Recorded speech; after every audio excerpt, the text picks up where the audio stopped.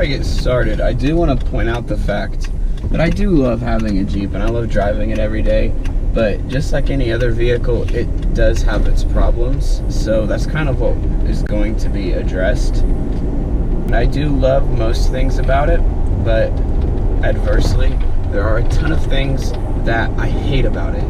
First and foremost is the gas mileage. Everybody knows that Jeeps get horrible gas mileage. This is a 2008, and when it came out, it was rated at 15 city, 19 highway. I'm convinced that since I've driven it, I haven't come anywhere close to either of those numbers. And I'm actually pretty lucky to push 15 driving highway. It's something that you definitely notice being at the gas station every day or every other day, and it's something that you don't really ever get accustomed to, because you're like, oh man, now I'm out of gas again. You're back at the gas station, and it's a hassle and it's expensive. Next thing I hate about the Wrangler that we're going to be experiencing on this back road here is the road noise. You hear every single thing you drive over. Sometimes you hear things that you probably didn't even drive over. The road noise is ridiculous. We're going over very small bumps right now, and this thing is shaking and rattling like crazy. I don't even need to have the window down or the top off or anything for you to be able to hear it, because it's so intrusive and so loud in here. And it's like that with the wind, with the road, with the weather outside, with cars passing by. Anything that is outside of your vehicle, you're going to hear. It is extremely annoying, and there really isn't any other solution other than selling your Jeep and buying a better vehicle. Third thing I have grown to hate since buying this Wrangler is the sound system. Now, I know it's not a luxury car and you're not going to get all those luxuries that you would in those type of vehicles. This thing is rugged and it's meant for off-road, but you'd think a company that's making a huge comeback in the United States could afford to put a little bit better sound system than what sounds like Walmart Pioneer speakers off of the top shelf. I know that that's not why a lot of people buy this vehicle, but you still want to have a relatively decent driving experience, and doing it with god-awful speakers and a terrible sound system is not the way to go. When you have your top off flying down the highway and you're playing your music, you want it to sound good. That way you look like a total badass driving your Jeep with the top down. You can't do that with this, however, because the sound system is so awful. They're probably not going to be able to make out what you're listening to. The next thing that I hate about the Wrangler is the lack of ambient lighting. Going back, I know it is a rugged vehicle. It's meant for off-roading, but there's absolutely no light on the inside. I have a dome light behind me up there, but it's supposed to work when the door's open, but even that doesn't work. Granted, that is my fault, I just haven't fixed it yet, but if I needed to see anything, I couldn't turn it on even if it did work, because there's no button.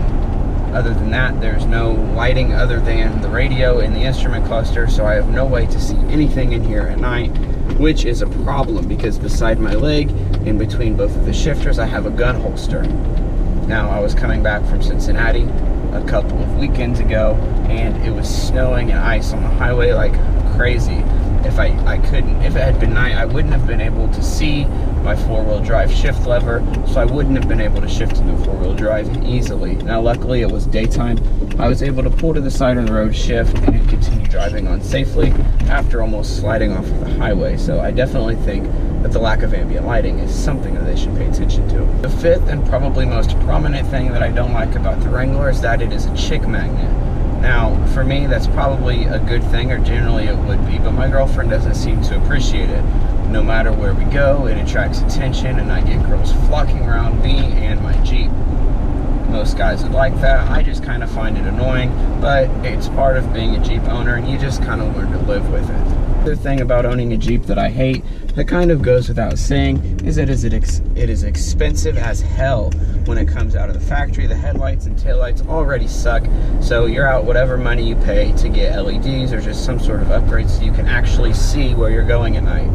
Aside from that, there's going to be all kinds of upgrades that you can do to it that most people will, from grills to bumpers to winches, different seating and top options. The list goes on and on for what you can do to this thing, and once you buy it, you're going to need to, because if you drive a stock Jeep, you're just going to get made fun of. So it is essential that you have deep pockets when you buy one. I currently only have larger suspension and tires, but coupling that with the gas that this thing burns up, it does get very expensive very quick, and that just sucks, especially for something with a terrible driving experience.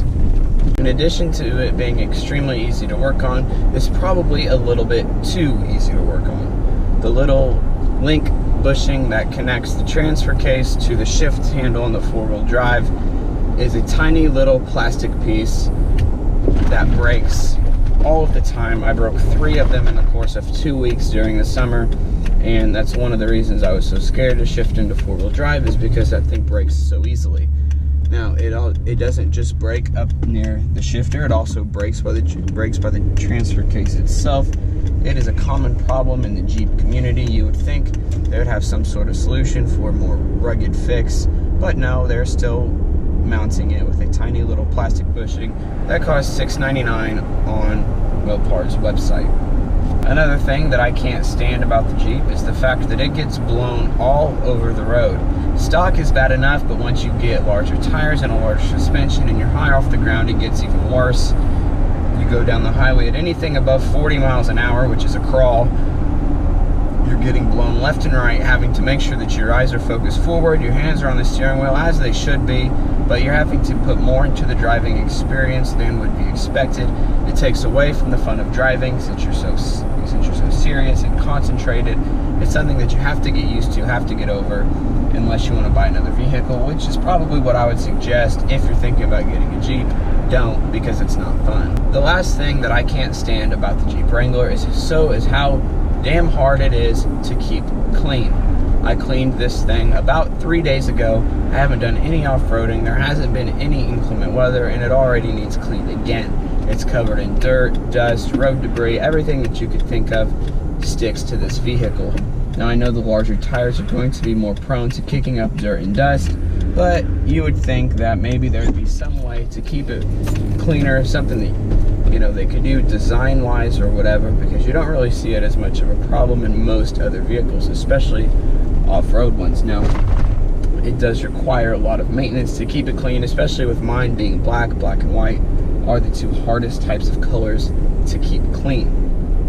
It just really sucks not only having to be at the gas station every other day, but having to be either at the car wash or in your driveway washing it at that same rate. That's the end of today's video. I hope you guys enjoyed. Please be sure to smash that thumbs up button, subscribe, leave a comment, let me know if you want to see anything in any future videos as far as reviews or anything like that.